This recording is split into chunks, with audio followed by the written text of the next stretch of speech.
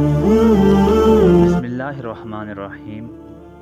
اللہ تعالیٰ نے مینڈک کو کب اور کیوں پیدا کیا؟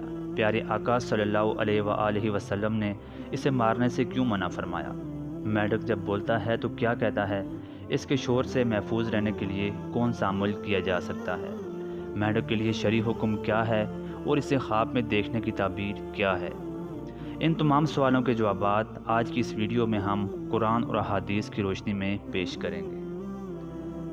مینڈک کی پیدائش اس پانی میں ہوتی ہے جو بہتے نہیں بلکہ ایک جگہ پہ کھڑے رہتے ہیں۔ یہ ایک چھوٹا سا خوبصورت جانور ہے جو دنیا میں کئی اقسام میں موجود ہے۔ یہ پانی اور خشکی دونوں جگہ پہ رہتا ہے۔ مینڈک اللہ تعالیٰ کی کاریگری کا خاص کرشمہ ہے۔ اللہ نے مٹی میں ایسی خاصیت رکھی ہے کہ گھڑی بھر میں ان کا ظہور ہو جاتا ہے۔ اللہ تعالیٰ نے ان کے جسم کی بناوٹ اس طرح رکھی ہے کہ ان میں ہڈی موجود نہیں ہوتی۔ بعض فقہا کا کہنا ہے کہ مینڈک اس پانی میں موجود تھا جس پر اللہ تعالیٰ کا عرش تھا۔ احادیث میں اسے مارنے سے منع فرمایا گیا ہے کہ اس کا بولنا تسبیح ہے۔ حضرت انس رضی اللہ تعالیٰ عنہ سے روایت ہے کہ مینڈک کو نہ مارا جائے۔ جب نمرود نے ابراہیم علیہ السلام کو آگ میں پھینکا تو اس وقت مینڈک اپنے منہ میں پانی بھر کر اس آگ پر چھڑک رہے تھے۔ حضرت عبداللہ بن عمر بن عاص سے روایت ہے کہ مینڈک کو نہ مارا جائے کیونکہ ان کا ڈرانا تسبیح ہے۔